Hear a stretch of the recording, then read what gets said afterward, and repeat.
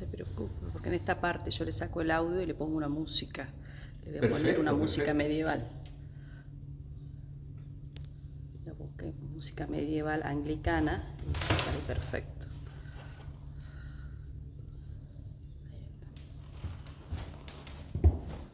¿Querés subir? Sí. Subí para acá. Yo te muestro.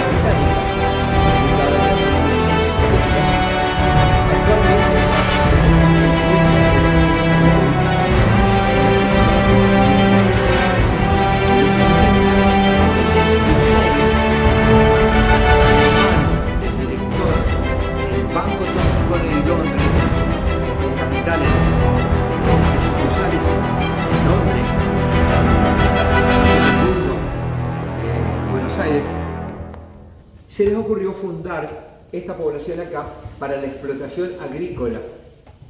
Vino el joven, 22 años, se llamaba Andrés Boeri, bisnieto del fundador del banco Thomson Bonner, John Thomson Thomas Bonner y compañía de Londres, repito.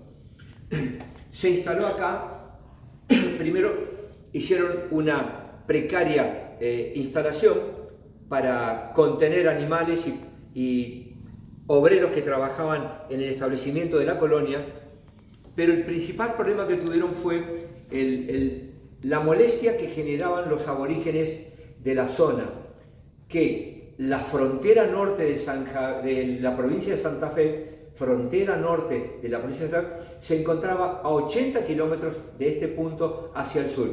En una población, reducción de aborígenes moscovíes, esa era la frontera en el año 1869.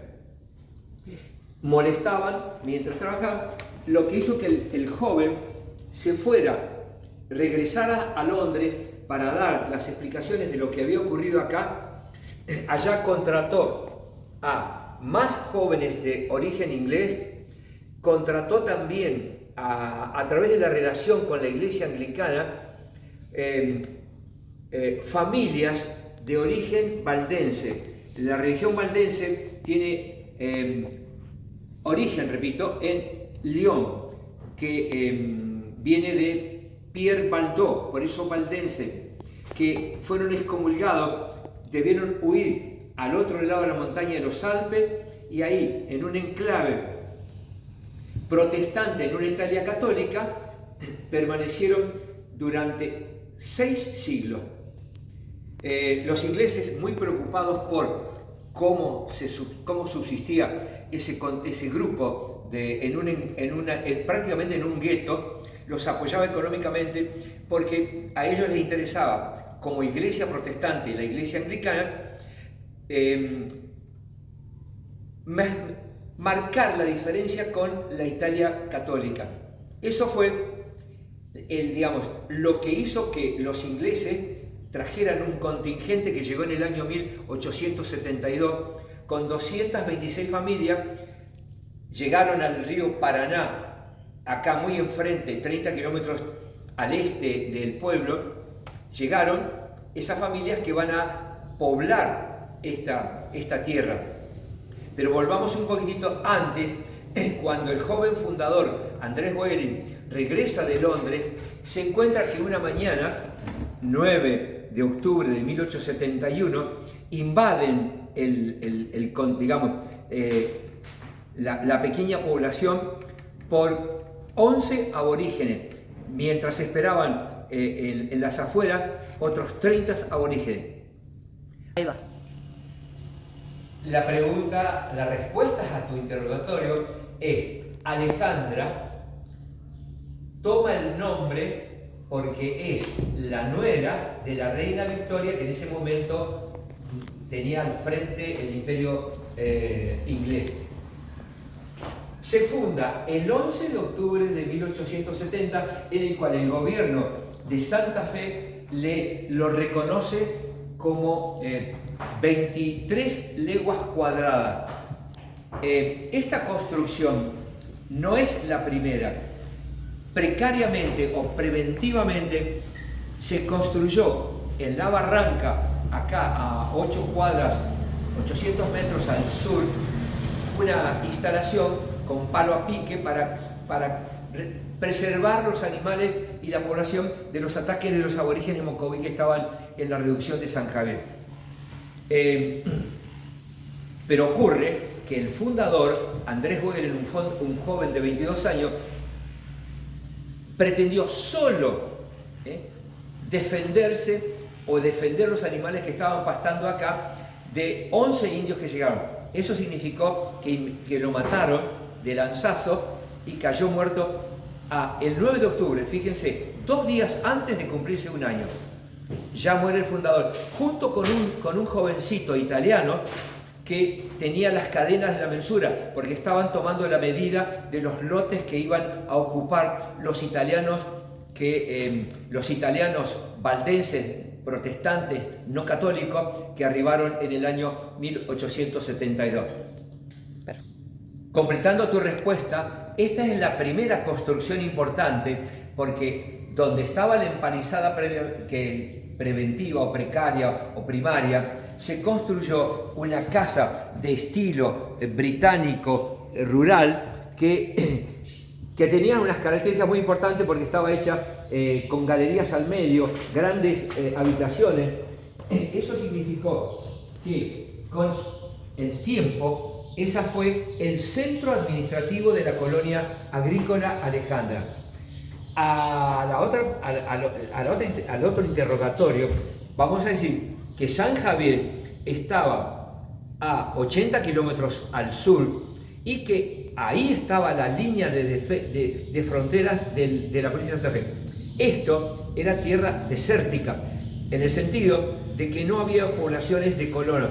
Sí había en San Javier reducciones de los aborígenes, y que originariamente estuvieron distintas religiones que contenían a los aborígenes para que no atacaran las primeras poblaciones que se fueron sucediendo a través de la costa. Helvecia, colonia francesa, colonia norteamericana, colonia galesa, Alejandra, Román, Reconquista. Ahí se produce el traslado de la frontera 100 kilómetros más al norte de Alejandra.